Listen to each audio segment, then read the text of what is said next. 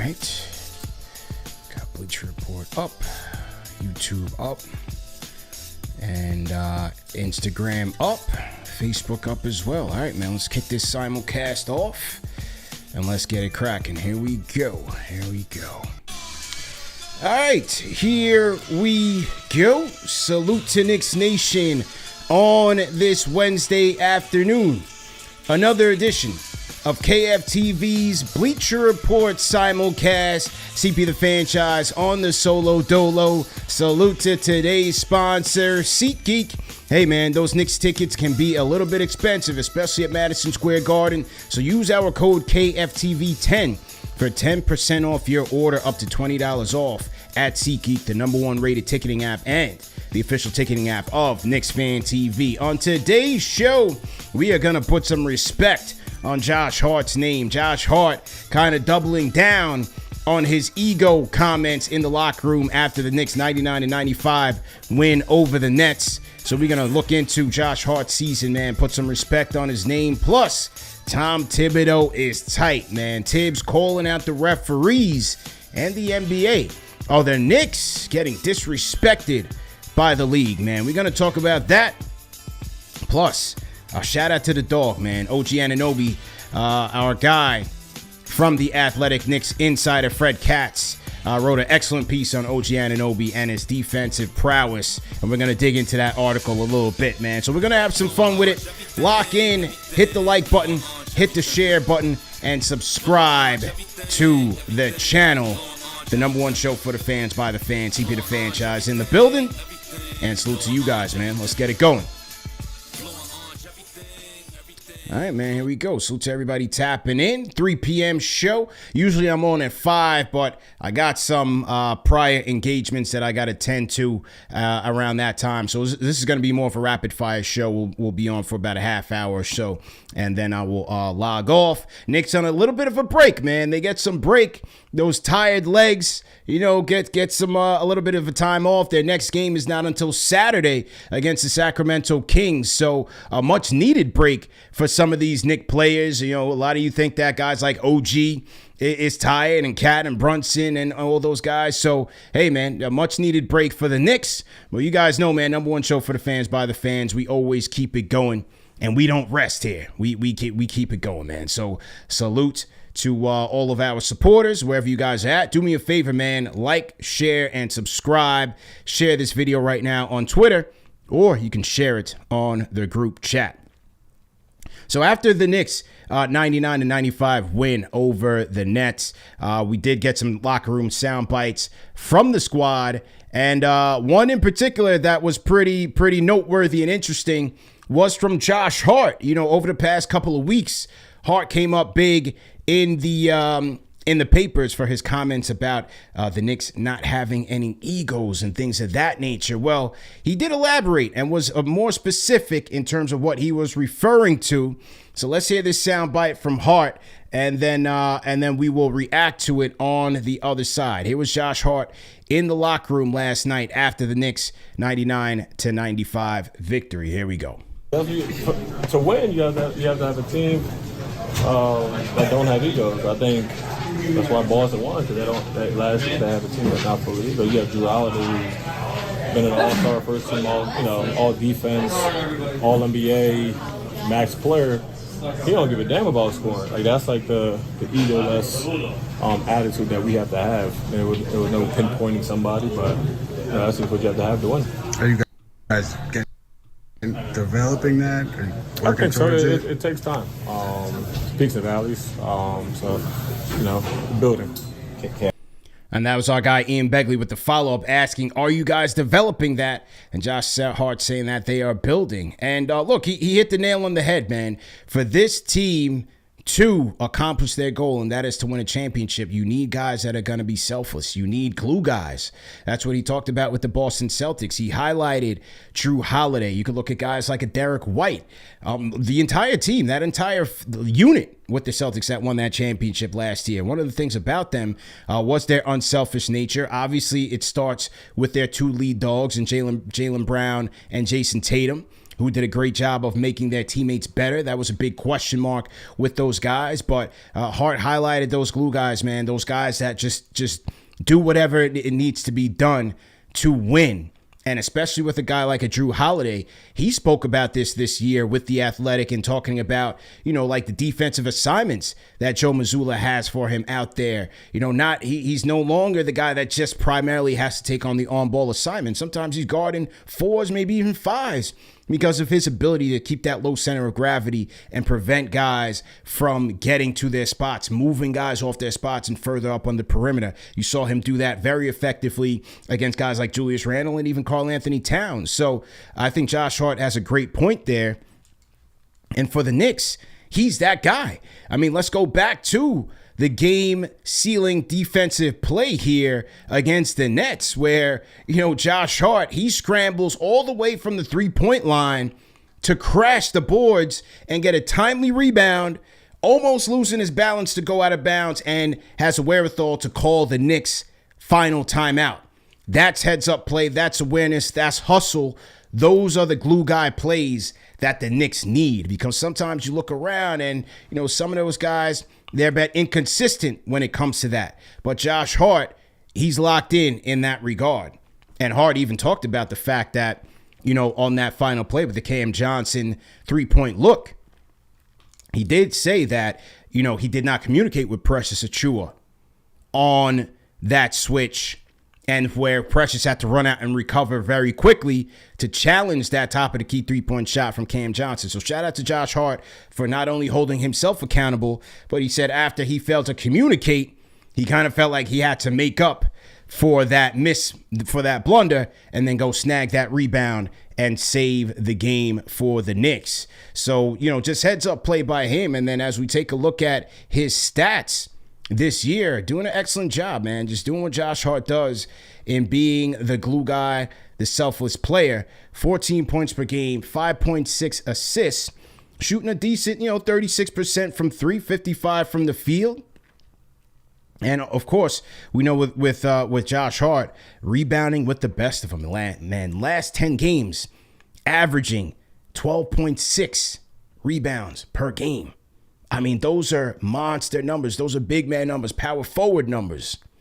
So just a great job by Josh Hart, man.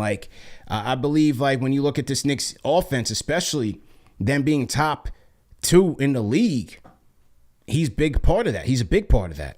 Everybody was kind of wondering, how was he going to fit in with this unit prior to Towns being traded for, and even after? How was Josh Hart going to fit in? Should he be brought off the bench? Should he be starting? I think that debate is still valid depending on matchups and who they play. But for right now, I think because of the intangibles that he brings to this team, he has to, be recognized for that. This was easily, without question, one of the best Knicks trades in franchise history. Without question, one of the best Knicks trades in franchise history in trading Cam Reddish and the conditional first-round pick that turned out to be Chris Murray to the Portland Trail Blazers. Shout out to Red So Amazing on the Instagram. Says Hart is a dog. Love his hustle. Jada Bag Chaser, Hart is underrated, man. Vastly underrated. Absolutely agree with you there. Shout out to Mrs. New York in the chat on the Instagram side. What else? John Smith said salute, man, at his size. Yeah, absolutely. Josh Hart is beasting. So, yeah, man, that's something that you really got to praise Leon Rose and his regime for, in finding that diamond in the rough in Josh Hart on the margin deal at the trade deadline.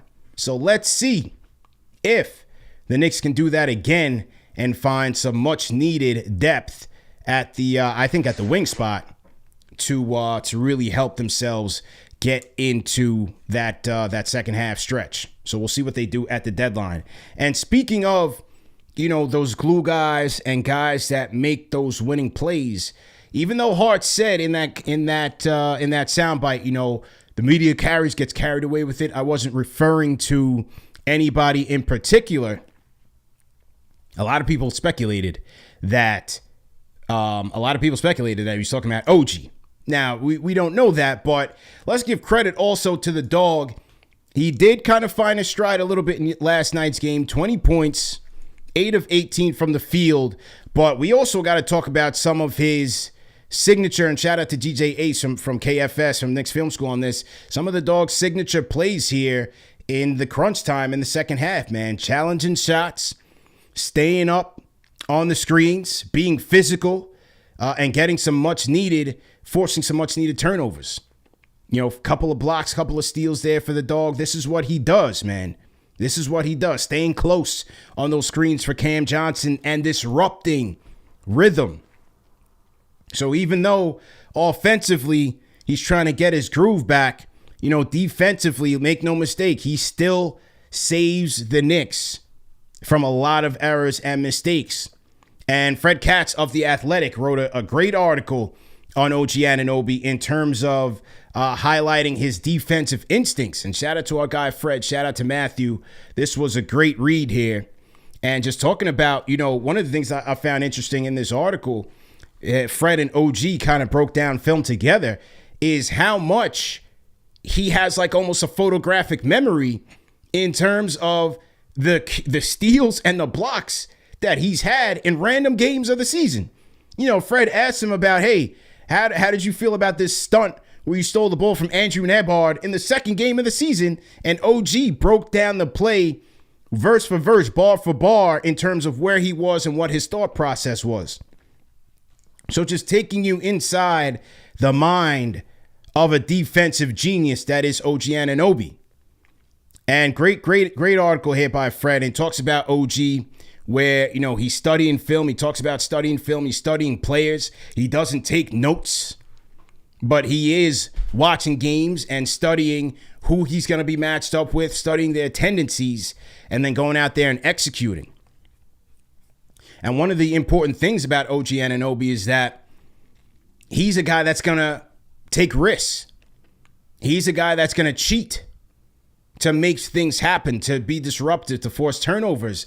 And the thing is that, especially with this Knicks defense, and they keep talking about communication, that's gonna be one of the keys to them improving, is in terms of a guy like that. As an example, you know, if he's cheating, if he's doubling, if he's stunting, you gotta know where he's gonna be. You have to be communicating. And Josh Hart pointed that out in the article. Like, you know, you have to make sure that you're communicating with a guy like that, because he's going to take a lot of risks. And yes, sometimes it might not pay off. Sometimes, because of his risks, the Knicks get put into rotations and some of their weaker defenders get taken advantage of. That's part of the process. But I think as long as they keep working on their communication and improving in that, they're going to be way better off. And so we can't forget the defensive contributions from the dog OG Anunoby, even though he's still trying to get back into the flow of things offensively. Still going to have to put the ball in the hole. You know what I'm saying? But let's not forget the dog OG Anunoby.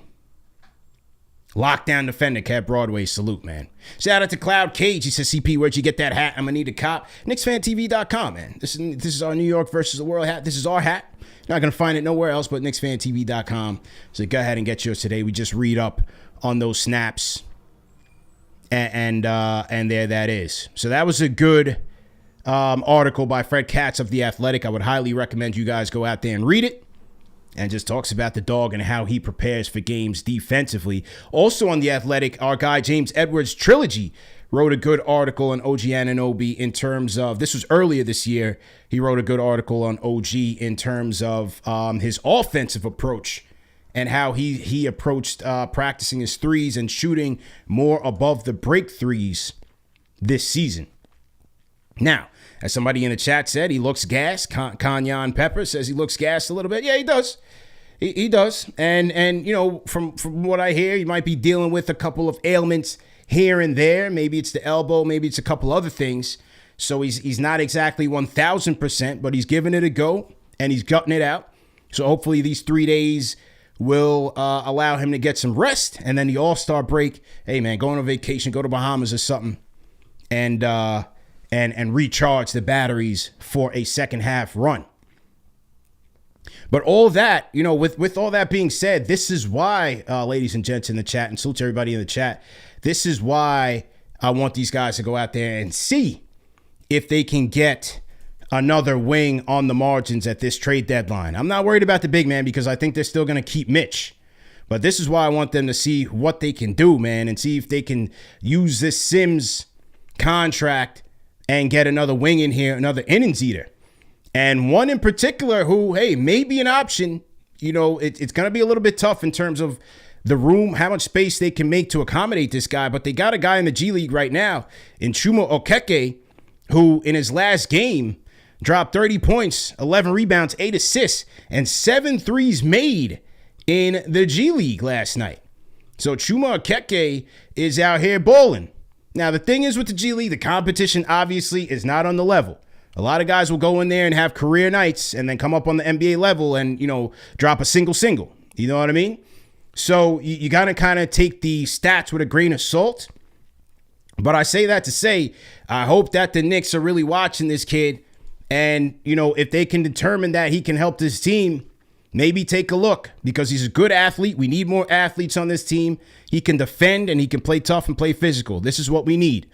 Innings eaters. Innings eaters. So let's see what happens there. Other names that you're hearing, Josh Green from the Charlotte Hornets. Would the Knicks be willing to part with Mitchell Robinson for Josh Green? I don't necessarily see it that way, but you just never know. Javonte Green was a guy we were talking about on last night's show. Could a Sims for Javonte Green deal make sense for the Knicks and for the New Orleans Pelicans? I know a guy on the YouTube side was saying, you know, these guys are all undersized. Yeah, that's all fair. You know, rangy wings with good wingspan, those guys aren't always going to be readily available, right? Every team wants that for their defense. So at this point, you're just going to have to try to make the best use of the assets that you have to deal with this year. Now, next offseason, things will improve. They'll have more money to work with, and they'll have more wiggle room. But these are some of the names that you're hearing. Can they make room to get a guy like a Chuma Okeke in the building? So to everybody in the chat, once again, hit that like button, hit the share button, and subscribe to the channel.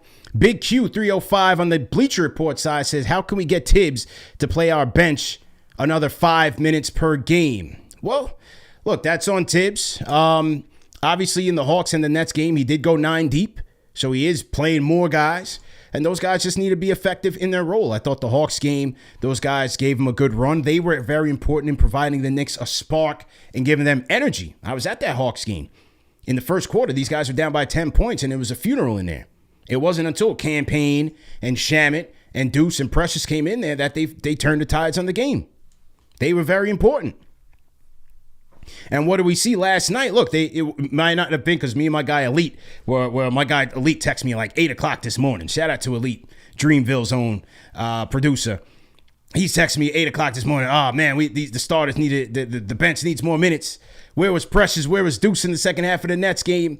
Look, may not be the amount of minutes that you were looking for, but Tibbs made the offense-defense substitution in the final play. And who was out there but Deuce, Precious, to help seal the win.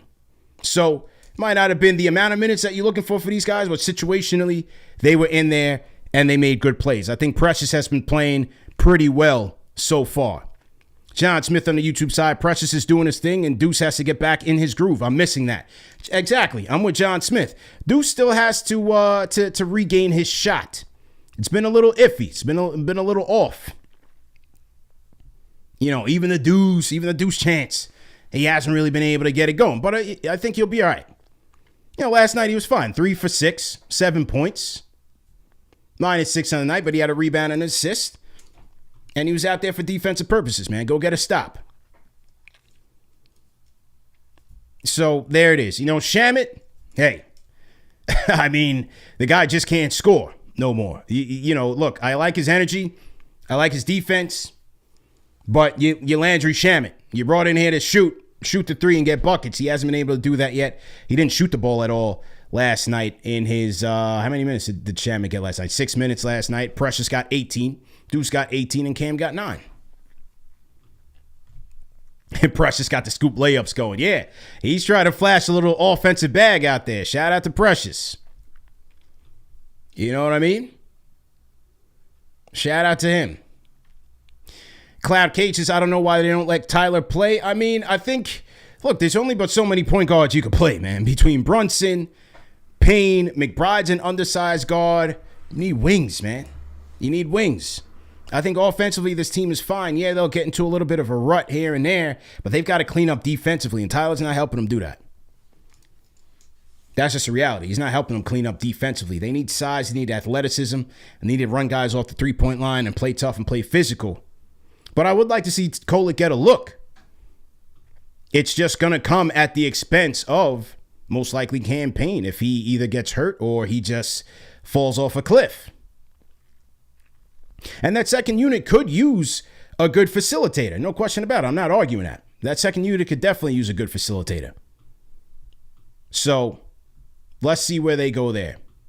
Now, on another note from last night's game, what's up with the fouls or the lack thereof for the New York Knicks?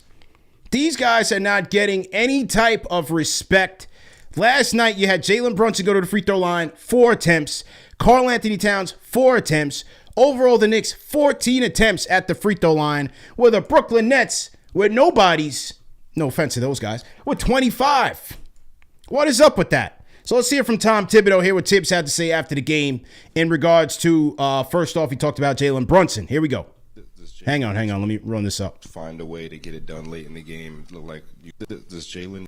Let me just get the volume up here because sometimes S&Y volume is a little lackluster. Here we go. Here's Tibbs. Just like find a way to get it done late in the game. Look like like I just want to take a look at like the last play on the drive. I think. I don't know what I send clips in. I do it all, and what goes on with him is ridiculous. It really is. I'll leave it at that. So Tibbs is not happy that Captain Clutch is not getting a whistle, and here he is more on the free throw discrepancy. Here we go. What kind of answers are they giving you? Well, and my thing is I just want consistency. I mean, it's obvious what happened on that drive. I mean, there was a take foul in the first quarter, and it was. I mean, it's. I don't know what the discrepancy in the free throws was, but it was big. It was big, and we're attacking the basket. I'm watching Cat go, I'm watching Jalen go, and there's contact. There's contact. A foul's a foul. Guy gets fouled, you got to call it. It's your job.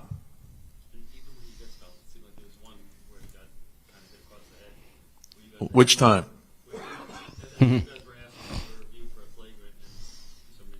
Yeah.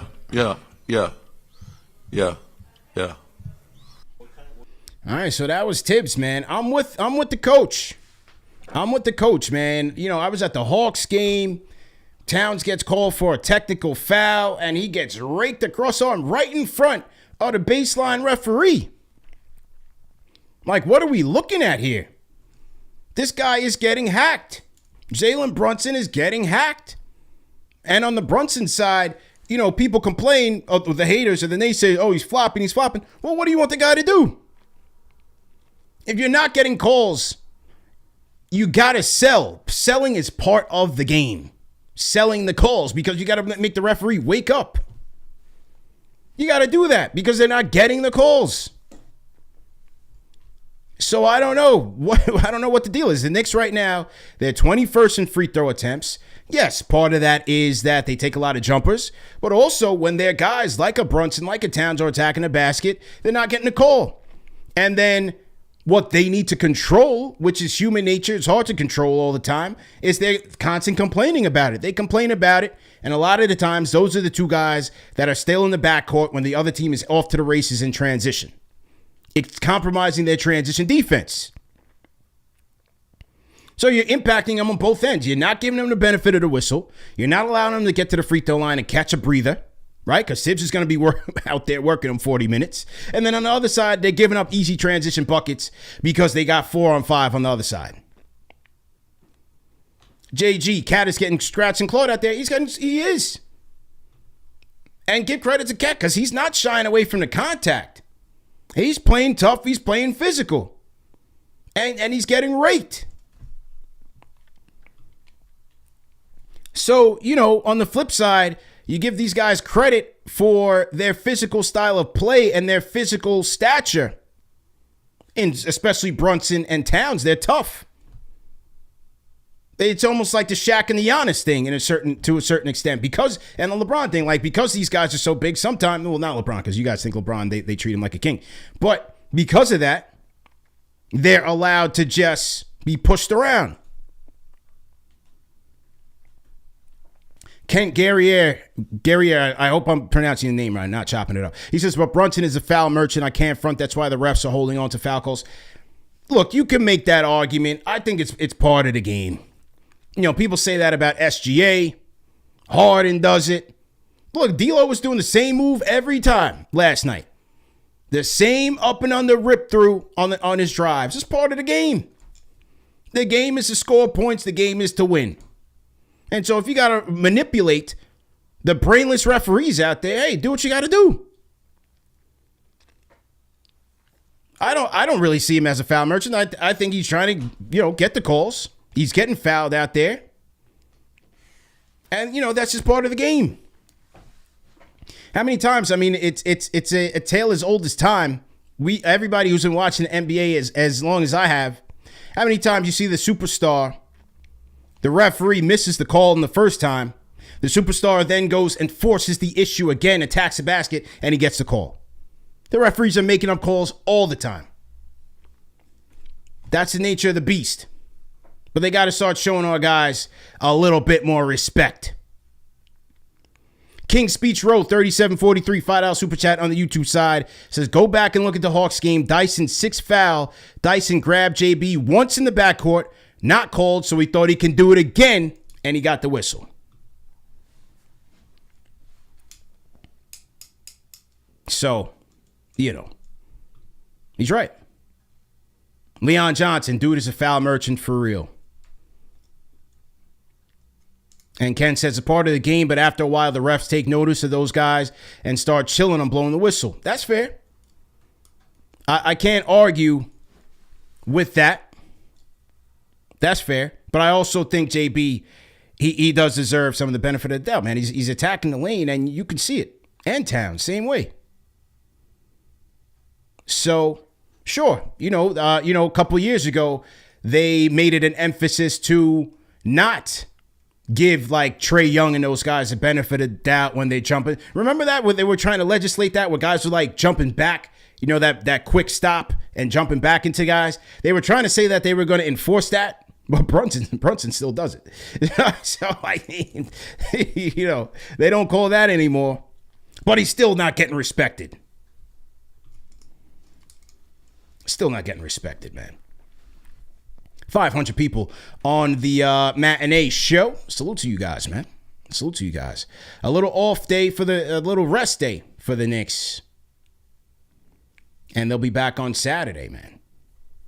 And we will be back on Friday with another Bleacher Report KFTV simulcast. Quick rapid fire joints to get you guys through your day. You know what I'm saying? I appreciate the support from everybody. Make sure you guys are once again like, share, and subscribe. Support us, man. We salute you guys, Knicks Nation. Remember that this show's available in audio podcast format. No reason to miss it. Shout out to the replay gang if you missed today's live show. And make sure you guys are tapping in with our sponsor of tonight's show, man. And that is SeatGeek, the #1 ticketing app for the fans, by the fans, the official ticketing app of KnicksFanTV and the #1 rated ticketing app, man. Use our code KFTV for 10% off your order, man. So we definitely appreciate SeatGeek for the love. And Knicks Nation, we appreciate the love, man. Hey, if any blockbuster trades go down, you guys know that we'll be the first ones to cover it, man, right here on the #1 show for the fans, by the fans. So we'll see.